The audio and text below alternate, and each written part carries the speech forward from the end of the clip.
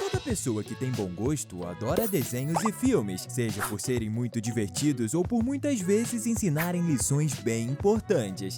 Que coisa mais linda! Mas sabia que todas as suas animações favoritas são repletas de curiosidades fantásticas? Peraí, o quê? E Dogman não é uma exceção, ainda mais porque sua história já era sensacional desde antes do filme animado da DreamWorks ver a luz do dia, já que a produção é baseada em uma série de livros infantis muito famosa. O gato Pete é um dos personagens mais amados pelos fãs, já que ele tem uma personalidade incrível e um visual tão legal quanto. Mas aí é que tá. A aparência dele não foi criada do zero. Na verdade, dá pra perceber que seu estilo visual é fortemente inspirado em outro gato muito famoso da ficção, o Garfield. O Pete é um gato laranja e tem listras pretas, o que sempre foi a marca registrada dele, que odeia as segundas-feiras. A grande diferença é que o Garfield é gordo e baixinho, enquanto o Pete é alto e magro. Além de que as personalidades dos dois também não são tão parecidas, já que o de Dogman é super inteligente e bem agressivo, enquanto o Garfield é só sarcástico e preguiçoso. Isso mostra como é possível se inspirar em personagens que já existem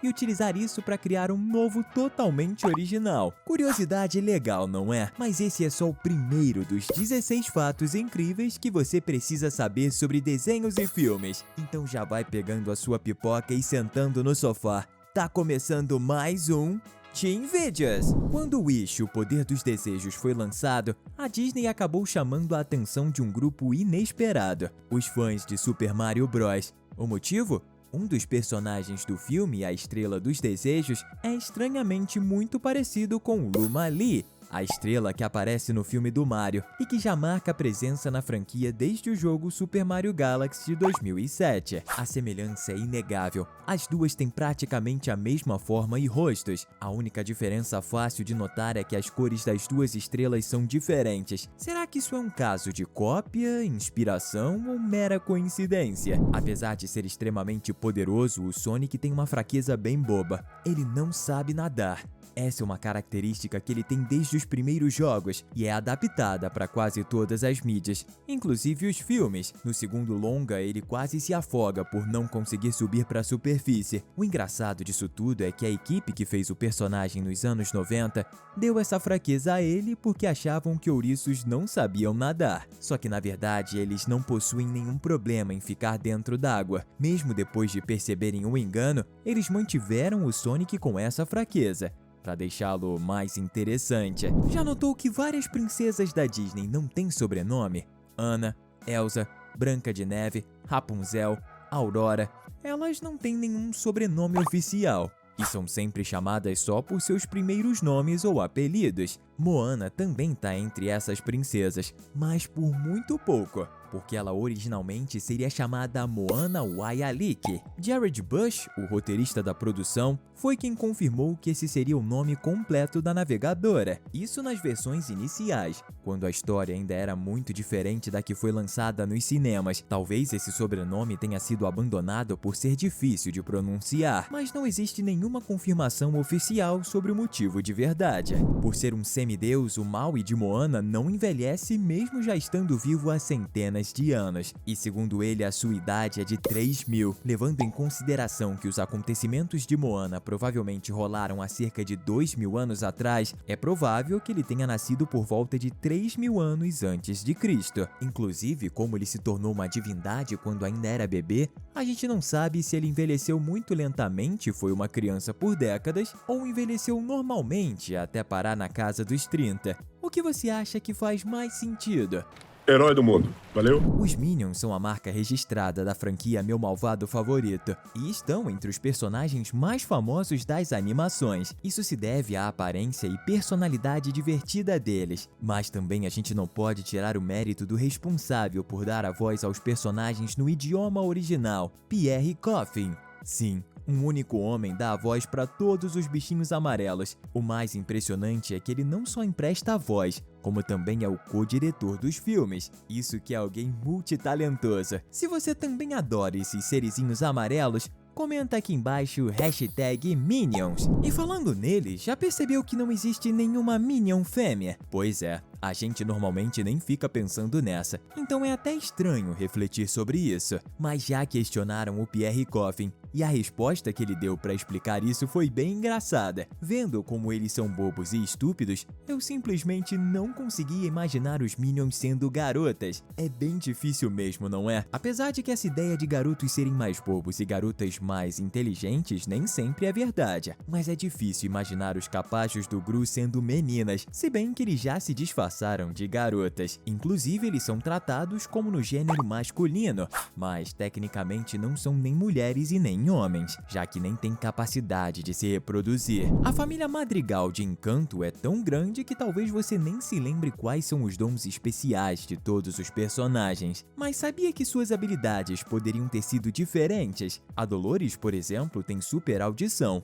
mas a ideia original é que ela teria o poder de fazer alimentos que curam os doentes. Na versão final, é a Julieta quem tem essa habilidade, sendo que antes ela iria ter a capacidade de manipular o clima, dom que acabou ficando com a Peppa Madrigal. Que troca-troca danado, não é? Uma outra prova disso é que em uma cena descartada, o quarto da Dolores apareceria. Ia ser uma cozinha cheia de produtos químicos, algo que não tem nada a ver com audição, mas que tem uma certa relação com a culinária mágica da Julieta. Mas os roteiristas de Encanto não deram essa atenção toda somente aos poderes. O nome do metamorfo da família também teve um certo carinho. Ele se chama Camilo Madrigal, para fazer alusão ao animal camaleão, que é conhecido por conseguir mudar de cor para se disfarçar. Só que essa não é a única referência presente nesse nome. Ele também é uma homenagem ao Camilo Gracia Escobar, o homem que foi o guia turístico da equipe de produção no filme, quando eles visitaram a Colômbia para estudar o país onde Encanto se passa. Esse cara deve ter sido muito bacana para que um dos personagens mais legais do filme ganhasse o seu nome em homenagem. Já que estamos falando de ideias descartadas, o filme Elementos descartou algo muito mais importante do que uma cena de alguém entrando em um quarto. Eles descartaram a existência do filho do Gota com a faísca. Como prova absoluta de que o amor entre seres de elementos opostos é totalmente possível, ambos chegariam a ter um bebê, que não seria de água ou de fogo, mas sim a junção dos dois, vapor. Só que preferiram apagar isso do filme, para que o seu final se focasse mais na relação da Faísca com os seus pais. Mas se Elementos um dia tiver uma sequência, quem sabe a gente não veja esse bebê dando as caras. Inclusive, Elementos é um filme muito divertido, mas ele esconde um detalhe que pode deixá-lo um tanto quanto macabro. Sendo um mundo tão diferente, tudo funciona de outra forma. E até a comida é bem única. Os seres de água comem coisas como blocos de gelo, enquanto os de fogo comem pedras de carvão e os de terra gravetos de madeira. O grande problema é que todas essas coisas vieram deles. Gelo é só água congelada, enquanto a madeira nasce a partir da terra. Isso quer dizer que todas as pessoas desse mundo comem pedaços de seres da própria espécie? É bizarro. Uma das coisas que mais chama a nossa atenção quando assistimos Luca é que seu filme se passa na Itália. Isso sempre está bem claro pela aparência da cidade e pelo jeito que os personagens se comunicam. Mas você já se perguntou em que ano a história se passa? Dá pra ver que é no passado. Agora, em que ano? De fato, não tem uma confirmação exata, só que temos uma belíssima pista: o dinheiro que aparece no filme. A nota que a gente vê aqui começou a ser utilizada a partir de 1947, então é impossível o longa se passar antes disso. O mais provável é que essa produção fantástica se passe bem no início dos anos 50, e descobrimos isso graças a uma nota de dinheiro. Luca é no passado, mas se você quiser ficar ligado no que vai acontecer no futuro dos seus desenhos favoritos, se inscreva aqui no nosso canal. Todo dia tem um vídeo novo esperando por você. Se tem algo que os filmes e desenhos adoram fazer, é colocar referências nos nomes de seus personagens. Outro caso em que isso acontece é o de Judy Hopps, de Zootopia. Apesar do nome dela parecer ser completamente comum, Hopps é uma piada com o fato dela ser coelha. A palavra é um trocadilho com hop, que significa saltar em inglês, já que coelhos são conhecidos por pularem alto. Outro caso parecido é o de Darwin, de O Incrível Mundo de Gumball. O seu nome é uma clara referência ao Charles Darwin, um dos cientistas mais famosos de todos os tempos. Mas essa homenagem não é aleatória. Charles Darwin foi o criador da teoria da evolução, que diz que todos os seres evoluem até se tornarem outras espécies, e que toda a vida da Terra se originou da água, como os peixes. E o irmão do Gumball é justamente o quê? Um peixe que evoluiu e ganhou pernas. Quem teve essa ideia foi um baita gênio. Isso a gente não pode negar. Já que tocamos no assunto, também tem um fato muito legal relacionado ao nome do próprio Gumball, mas não vamos falar de nenhuma referência dessa vez. É que na real esse não foi o seu nome verdadeiro por boa parte do show. No episódio O Nome da terceira temporada, a gente descobre que o seu verdadeiro nome é Zack. Na verdade, o próprio Gumball descobre isso só nesse episódio, e essa relação faz ele desenvolver uma segunda personalidade que utiliza essa nomenclatura. Mas no fim, o protagonista decide mudar seu nome legalmente para Gumball. Pense em um desenho que sabe ser bizarro.